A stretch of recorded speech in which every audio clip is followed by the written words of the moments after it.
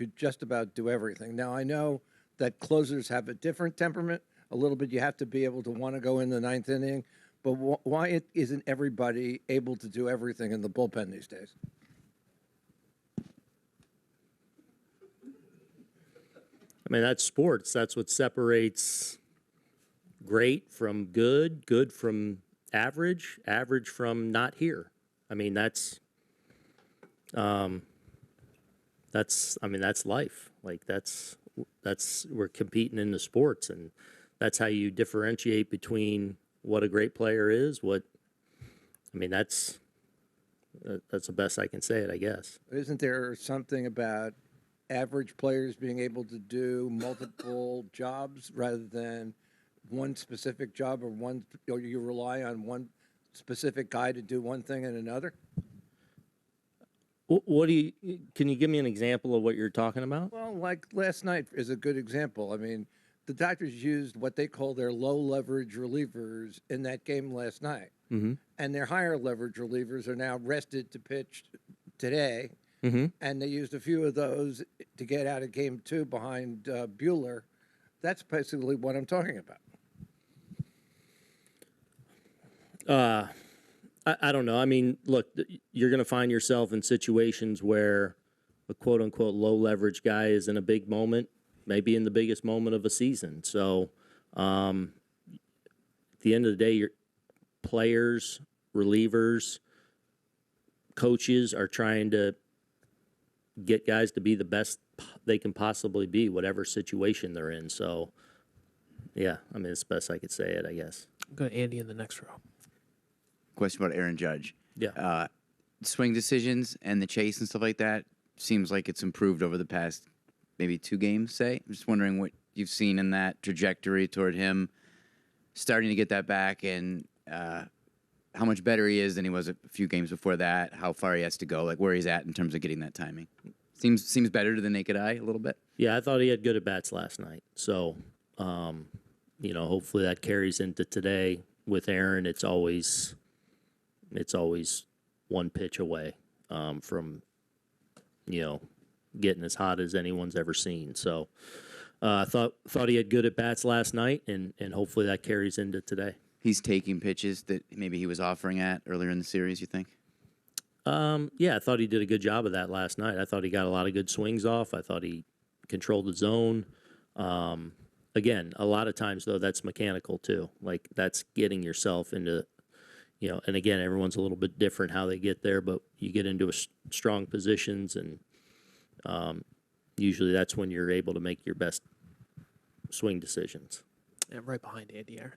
Aaron, what impressed you the most about Garrett's start in Game 1? I thought he made some really good adjustments. I think he does a really good job in game of knowing what's working for him, knowing how to make adjustments on the fly. I thought he was really pitch efficient. For the most part, gain count leverage throughout the night, which is really always important, I guess, but certainly against this Dodger team, you gotta go into the strike zone. You can't, and you got to get ahead of these guys because they feast as much as anyone when they get that count leverage or get ahead in the count. So I thought he did a good job of all that. Stay there with Tyler in the same row. Aaron, not to divulge all of your pitching plans, obviously, but if you wanted to let Garrett go a little bit longer tonight and just maybe probably last start of the year, is that an option, or is it more like, hey, 6 good innings or whatever, and then the bullpen? No, it's always the game will tell you. And so he's always capable of going deep into the game, and we'll see how he's doing tonight and how it's going, and hopefully he does get us deep into the game. Right behind Tyler, Tim. When you think about what the Yankees already have done this year, what you want to continue to do in the coming seasons, how significant is Carlos Rodon's overall body of work and his bounce back and his really stabilizing after, a rough debut year?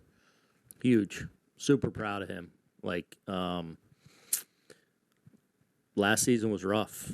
I mean, no bones about it. it got off to a rough start, was kind of a minor injury out of camp, and then as he's coming back, another little setback, another kind of minor injury, but it caused him to miss at least 2-3 months of the season. So now all of a sudden you're this big signing, you're trying to find your way in a new team, new town, and it's just very middling in the results game the second half of the season. To his credit, to say he got after it this winter in every regard, like, I need to get better at pitching. I need to be connected with strength and conditioning trainers, our pitching group, and make sure I am in the best possible position coming to spring training. He did that. I feel like he developed a really good routine in spring training. So, the biggest thing I wanted him going into this year was like, because everything was going to be all eyes on, right? His first spring training start. Oh, what's this look like? His first start in the regular season. And my focus, what I wanted his biggest focus to be was do everything to get yourself ready to go to the post every day. I want you to take the ball 30 times this year. Boom, he's done that. But he's done that because he's had his blinders on. He's developed a great routine, a great work ethic, has really got to know and trust who he works with and where he can find things here.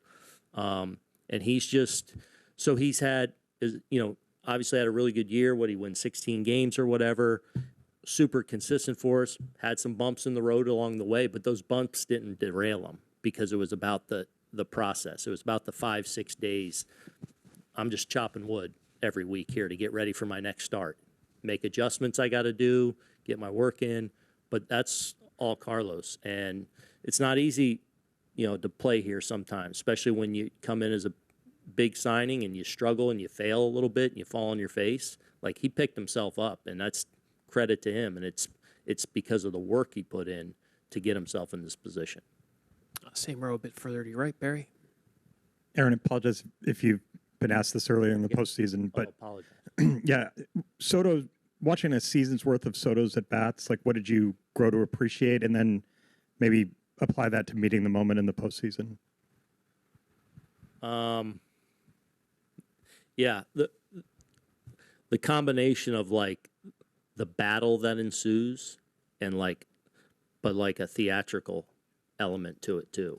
Like, you don't want to miss his ABs. Like, I can't tell you how many at bats there were this year. Like 0-2, like, you're just like, all right, this is 4 or 5 more pitches and gonna end with something good. Like, he's just so good at his craft, and then his flair for the dramatic and meeting the moment.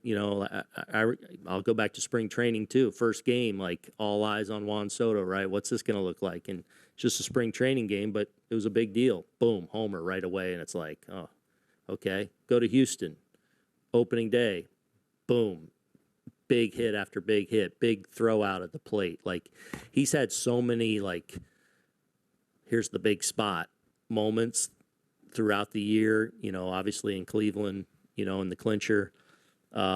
He's definitely has that flair for the dramatic. He has a lot of confidence in those situations because obviously he's really good, but his work and his process and his discipline is, outstanding.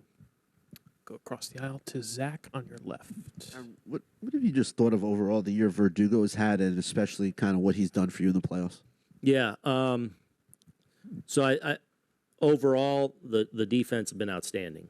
Like, I mean, we thought it was going to be good. I think it was better than we expected, even, especially in our left field, how important that is.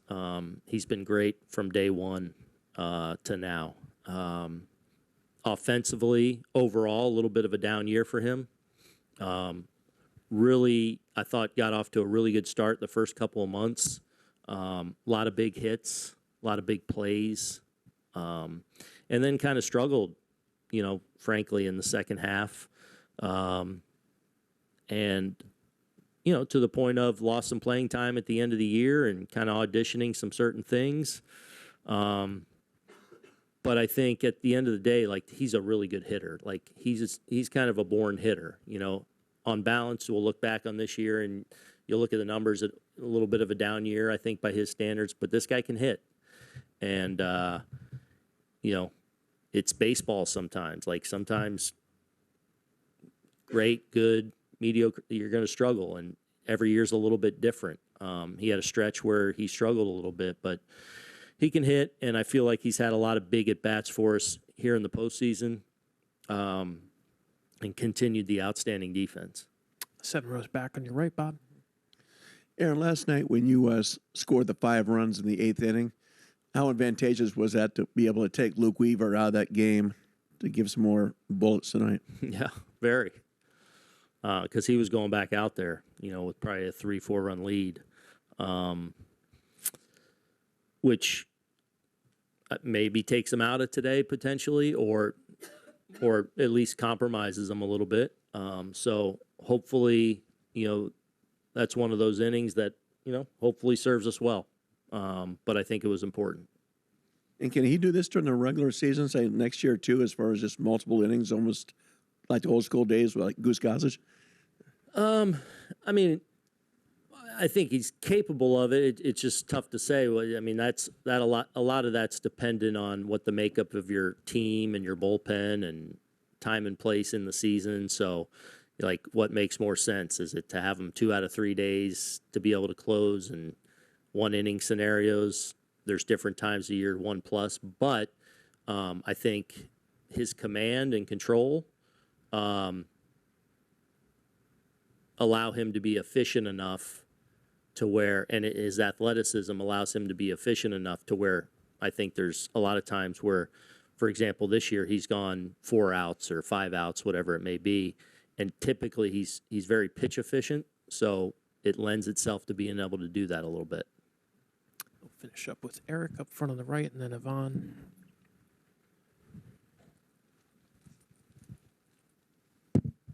Thanks. Aaron, you spoke a little bit to the energy of the crowd last night.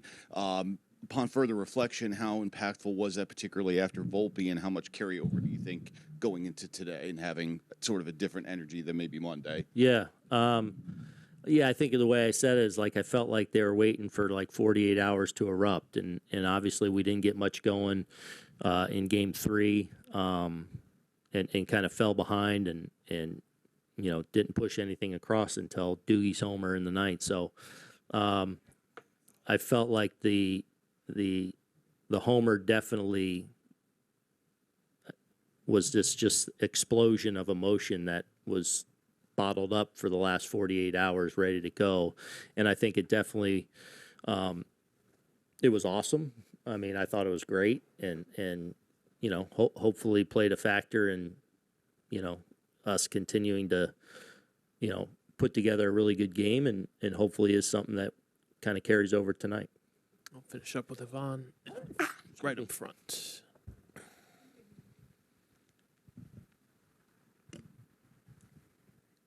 Aaron, I'd like to know your opinion about that incident that happened last night between Mookie Betts and the Yankees fans, if you have one. Yeah, not good. There's no place for that. Simple as that. Like, come here, cheer, root for your team, whatever. No place for that. Should never have hands on anyone, and just not okay. Aaron, thanks for your time. Appreciate it.